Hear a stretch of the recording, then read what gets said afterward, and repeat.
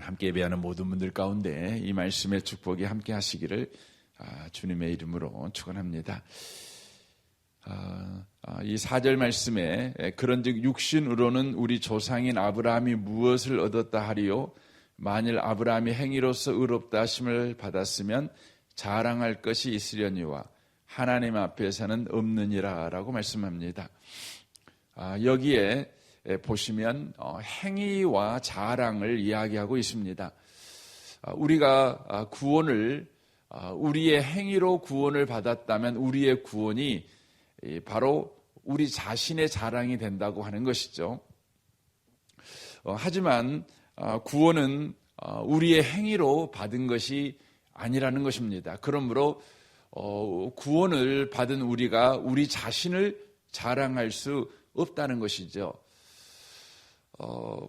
이것은 우리에게 구원이라고 하는 것이 믿음으로 주어지는 것인데 믿음은 우리의 행위가 아니고 우리가 자랑할 수 있는 것이 아니라는 것을 말해주는 것입니다.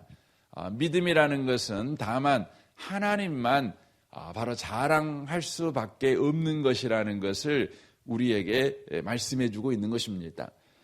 우리는 믿음이 있느냐 없느냐를 따질 때에 네가 믿냐 안 믿냐를 따지죠. 그래서 믿음이 내게 속한 것이냐 이야기를 합니다. 그래서 믿음이 있으면 자랑할 것이 있지만 믿음이 없으면 자랑할 것이 없다 이렇게 생각을 하는 것이죠. 그러니까 믿음이라고 하는 것이 내 자랑으로 두는 것이죠.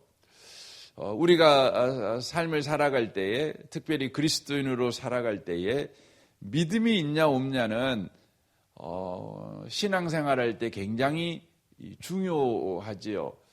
그래서 교회 안에서 보면 그 믿음이 있다 없다가 교회 안에 보이지 않는 계급 노릇을 하고 있는 것을 우리가 보게 됩니다. 세상에서는 돈이 있냐 없냐가 계급 노릇을 하고 있죠. 그런데 교회 안에서는 믿음이 있냐 없냐가 계급 노릇을 합니다. 그래서 믿음이 있는 사람들이 더 큰 소리를 치죠. 왜 그렇습니까? 사람들이 생각할 때 믿음이 있다는 것은 그 사람이 그만큼 그 믿음을 갖기 위해서 노력하고 애쓴 결과라는 생각을 하기 때문에 그렇습니다. 결국 믿음이라는 것은 그 사람의 바로 능력이라고 생각을 합니다.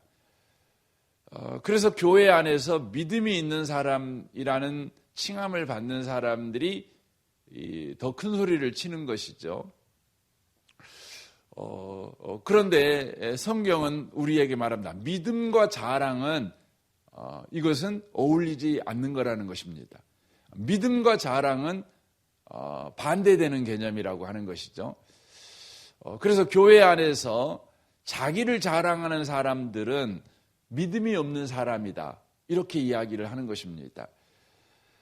왜냐하면 믿음이라고 하는 것은 행위와 바로 반대 개념이기 때문에 그렇습니다. 그래서 3절에 이야기합니다. 성경이 무엇을 말하느냐? 아브라함이 하나님을 믿음에 그것이 그에게 의로 여겨진 바 되었느니라. 일하는 자에게는 그 싹이 은혜로 여겨지지 아니하고 보수로 여겨지거니와 이를 아니할지라도 경건하지 아니한 자를 의롭다 하시는 이를 믿는 자에게는 그의 믿음을 의로 여기시나니라고 그렇게 말합니다. 그래서 여기에 믿음이 뭔지를 설명을 하고 있습니다. 믿음이 우리의 자랑이 되려면 우리에게 원인이 있어야 합니다. 그래서 믿음이라는 결과를 내가 가져야 되는 거죠. 그러면 내가 믿음이 있다는 게 자랑이 되는 거죠. 내가 열심히 해서 믿음이 생겼으니 믿음은 내 열심의 결과이니 내 열심을 자랑할 수 있는 거죠. 믿음이 헌신으로 만들어졌다면 헌신을 열심히 해서 믿음이 생긴 나를 자랑할 수 있는 거 아니겠습니까? 그런데 믿음이라고 하는 것은 보수가 아니라는 것입니다. 열심히 일했으니까 월급이 주어지듯이 열심히 헌신했으니까 또 열심히 노력했으니까 결과로 믿음이 주어진 것이 아닌 까닭에 믿음이 있는 것을 자랑할 수 없다는 것이죠. 믿음이라고 하는 것은 뭐냐? 바로 하나님이 원인이 되어 바로 결과가 만들어진 것이 믿음이다. 이렇게 이야기를 하는 것입니다. 그러므로 믿음이 있다면 하나님을 자랑해야지 나를 자랑할 수 없다는 것이죠. 그래서 믿음이 있다는 것이 교만으로 가면 안 된다는 것입니다. 믿음이 있다는 것은 결국은 겸손으로 가는 것이죠. 더 낮은 데로 가는 것이죠. 더 높은 자리에 가는 것이 아니죠. 그래서 교회 안에서 굳이 계급이 있다면 믿음이 있는 사람들이 가장 여러분 낮은 계급이 되는 것입니다. 왜냐하면 믿음이 있다는 것은 나에게는 믿음을 가질 만한 원인이 하나도 없는 별 볼 일 없는 사람이라는 거예요. 하찮은 사람이라는 거예요. 다만 하나님께서 원인이 되어 주셔야만 내가 믿음을 가질 수 있는 사람이라는 거예요. 그래서 여러분이 믿음이 있다면 하나님만 찬양하시길 바랍니다. 여러분에게 믿음이 있다는 것은 내 인생은 내 실력으로 살아갈 수 없고 내 능력으로 살아갈 수 없고 오직 하나님의 함께 하심으로만 살 수 있는 존재라는 거예요. 그래서 여러분 이것은 우리에게 놀라운 소망을 가져다 줍니다. 무슨 소망입니까? 여러분에게 믿음이 있다는 것은 하나님이 내 인생 가운데 지금 함께 계신다는 거예요.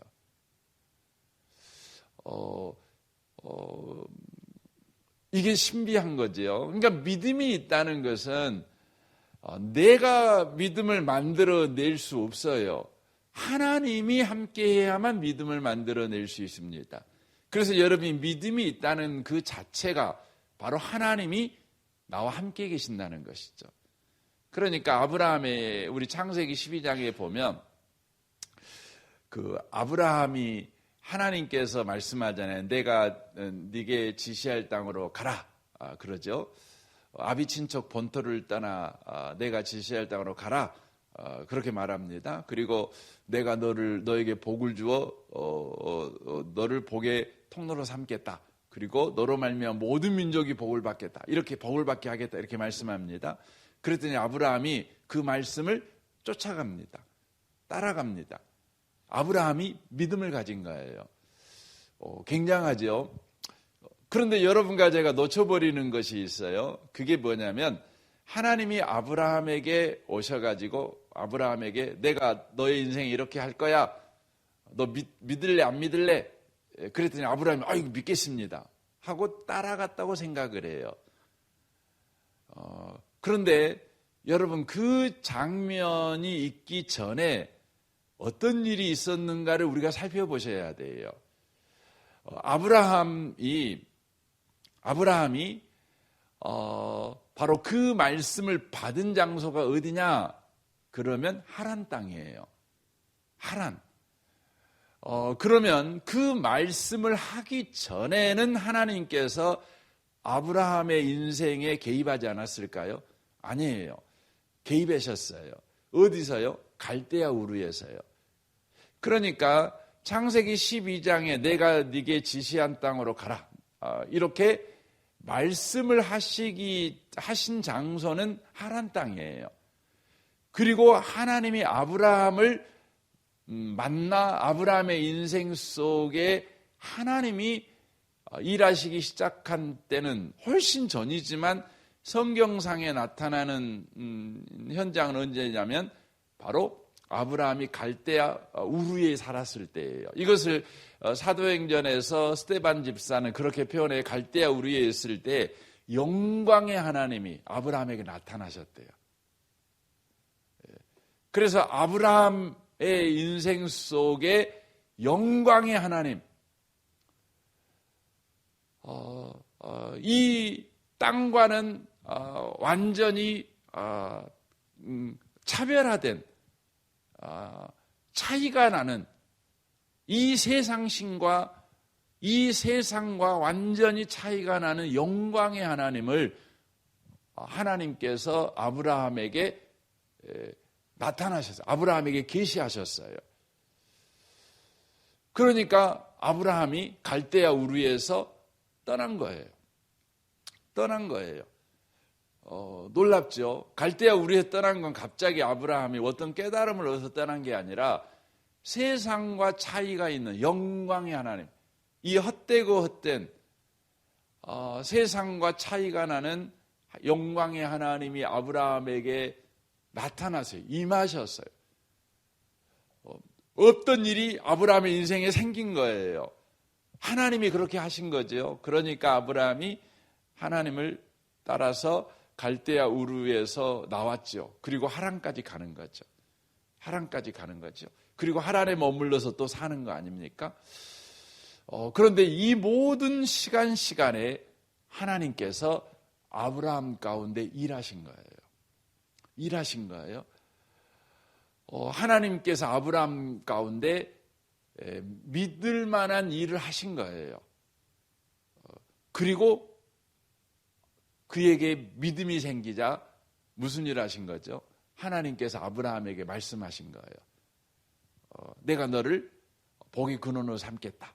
그랬더니 아브라함이 어떻게 해요? 그 말씀을 따라 간 거예요. 아브라함에게 갑자기 그 말씀을 듣자 믿음이 생긴 게 아니라 이미 하나님께서 그 말씀에 믿음으로 반응할 수 있도록 그 인생 속에서 믿음의 주님으로 일해 주신 거예요. 그랬더니 아브라함이 바로 그 말씀을 믿는 자가 된 거예요. 아브라함에게는 원인이 없죠. 누구에게 원인이 있는 거죠? 하나님에게 원인이 있어요. 하나님이 일하신 거죠. 그랬더니 아브라함에게 하나님의 일하심의 결과로 믿음이 생긴 거예요. 그래서 여러분이 믿음이 있다는 것은 지금 하나님이 내 인생 속에서 일하시고 계신다는 거예요. 이것을 지금 아브라함의 예를 통해서 지금 말씀하는 거죠. 그리고 아브라함이 마침내 어디까지 그 믿음의 삶을 살아가게 되는 겁니까? 하나님께서 그 아들, 독자 아들을 모리아 산에 번제로 바쳐라 이렇게 말할 때에 아브라함이 그 아들을 바치는 데까지 그가 믿음이 커집니다. 커집니다. 그러니까 아브라함이 믿음을 스스로 키운 게 아니에요. 아브라함의 75세 때부터 아브라함의 인생, 아니 그 전부터 그렇게 하셨겠지만 그 인생 속에 계속해서 신실하신 하나님, 믿을 만한 하나님을 계속해서 아브라함의 인생 속에 하나님이 나타나셨어요. 그래서 아브라함이 계속해서 믿을 만한 하나님과 만나게 하신 거예요. 계속해서 교제하게 한 거예요. 그러니까 그가 어디만큼 믿음이 생기게 되었냐면 원인이 없는데도 그런 높은 믿음을 가지게 되죠. 아들을 번제로 드릴 만큼의 믿음을 갖게 돼요. 그 믿음이 어떻게 생겼어요? 하나님이 아브라함의 인생에 믿을 만한 일을 하신 거예요. 그 구체적인 예가 뭡니까? 100세나 된 아브라함이 아들을 낳은 거예요. 75세 때 하나님께서 자녀를 주겠다고 약속하잖아요. 그런데 아이가 없지 않습니까? 그러니까 아브라함이 하나님을 안 믿죠. 그럼에도 불구하고 하나님은 계속해서 아브라함이 믿지 않는 걸 보면서 너에게는 나와의 관계가 더 필요해. 내가 얼마나 믿을 만한 분인가를 네가 경험하는 게 더 필요해. 그래서 그 인생 속에 하나님이 그렇게 일하시잖아요. 그래서 결국은 성경에 보면 하나님이 말씀하신 대로 그 사라에게 일하시고 그래서 아이가 낳게 만들죠. 자기 몸이 죽은 자 같고 사라의 몸이 죽은 자 같음에도 불구하고 그렇게 아이가 납니다. 이걸 보면서 하나님은 믿을 만한 분이시구나. 어느 정도 믿는 분이냐. 여기서 중요한 거죠. 자기 몸이 죽은 것 같았어요. 이 말은 그런데 애가 났어요. 무슨 말이죠? 죽음을 가지고 생명을 만들어낼 수 있는 분이라는 걸 알게 돼요. 이 믿음을 이 하나님은 이런 분이시구나. 이걸 그가 알게 되는 거죠. 그러니까 내가 번제로 아이를 죽일지라도 하나님은 내가 죽이는 그 이삭을 통해서 하늘의 별같이 땅의 모래수와 같이 네 후손이 많아지겠다고 말씀하신 하나님이기 때문에 내가 이 아이를 죽여도 이 아이를 다시 살린다는 거예요. 부활신앙을 갖게 된 거예요. 이것이 여기에 기록되어 있죠. 4장 여러분 한번 봐보세요. 19절 말씀을 보시면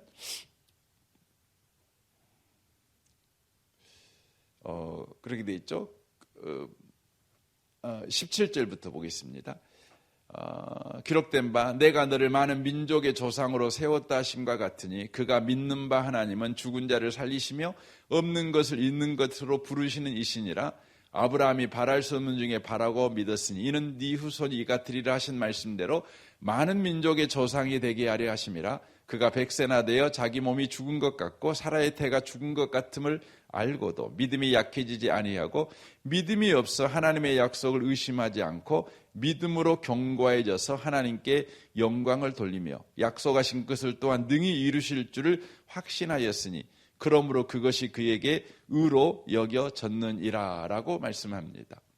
그래서 저와 여러분에게 말씀하는 거죠. 그에게 의로 여겼다 기록된 것은 아브라함만이 아니요 의로 여기심을 받은 우리도 이함이니 곧 예수 우리 주를 죽은 자 가운데서 살리신 이를 믿는 자니라. 예수는 우리가 범죄한 것 때문에 내어줌이 되고 또한 우리를 의롭다 하시기 위하여 살아나셨느니라 라고 말합니다.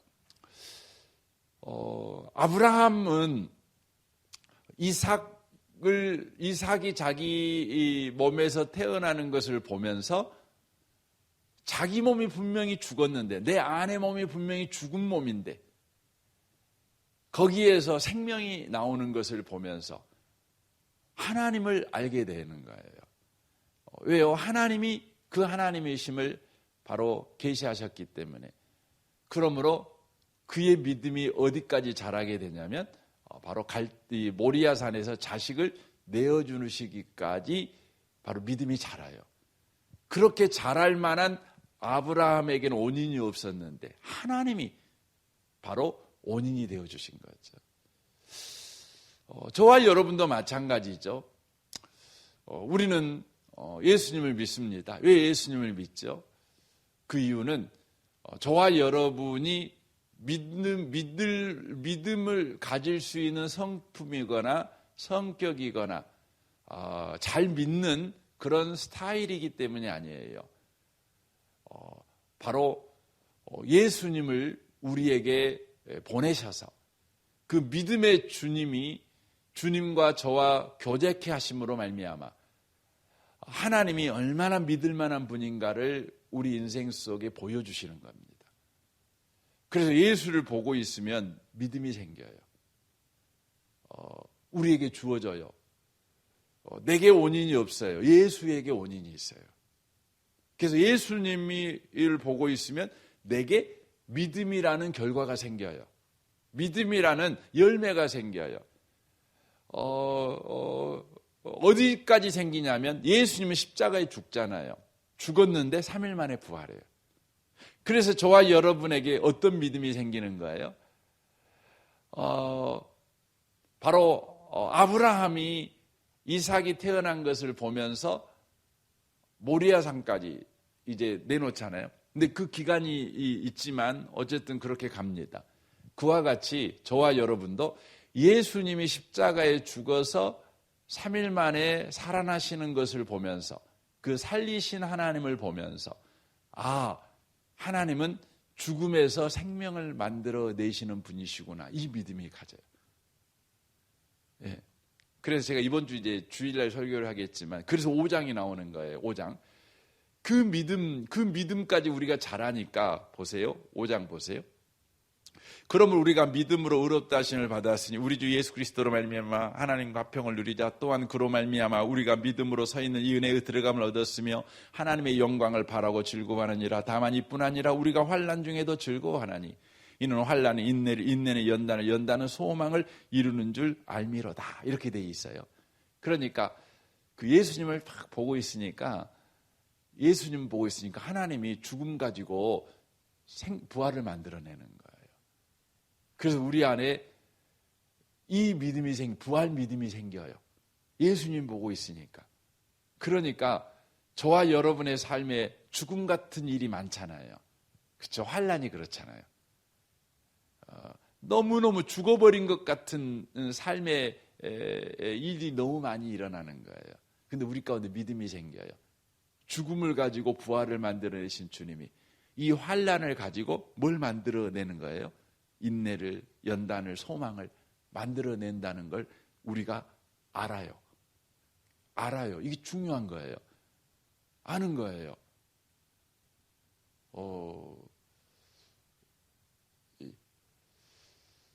하나님은 오늘 또 저와 여러분에게 신실하신 하나님이셔요. 믿을 만한 하나님이셔요. 그래서 여러분 예수를 주목하시기 바랍니다.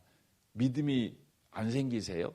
막 믿음 가지려고 막 애쓰지 마시고 믿음의 주이신 예수를 바라보세요. 하나님이 예수님으로 무슨 일을 하셨는가? 이걸 여러분 성경을 통해서 이렇게 한번 살펴봐 보세요. 그러면 갑자기 내게 원인이 믿음을 가질 이유가 없는데 내 자신에게는 없는데 예수님이 원인이 되어가지고 내게 믿음이 생겨요. 그래서 믿음이라는 건 뭐죠? 원인이 없는데 결과를 만들어내시는 하나님의 방법. 아, 그렇구나. 이게 믿음이구나. 그래서 여러분에게 겨자씨 하나할 만한 믿음이 있어도요, 여러분에게는 지금 하나님이 원인이 되는 삶이 있다는 거예요. 하나님이 일하시는 인생이라는 것입니다. 오늘 하루도요, 여러분 예수 믿잖아요. 여러분이 예수 믿는다는 건 하나님이 지금 함께 하신다는 거예요. 하나님이 지금 여러분의 인생 속에서 일하신다는 것입니다. 이것을 여러분 기억하시고 오늘 하루를 그렇게 살아내시는 모든 성도들이 다 되시기를 주님의 이름으로 축원합니다. 아멘. 우리 같이 기도하겠습니다.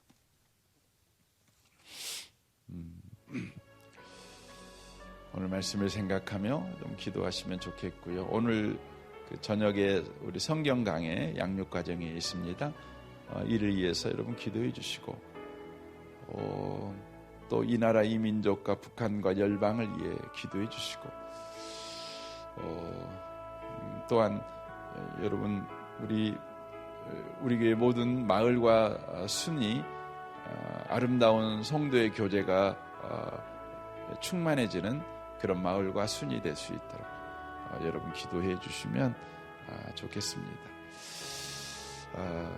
이 나라 이 민족을 위해서 북한과 열방을 위해서도 여러분 기도해 주시면 좋겠습니다. 우리 좋으신 주님께 우리 통성으로 구하겠습니다. 기도하겠습니다.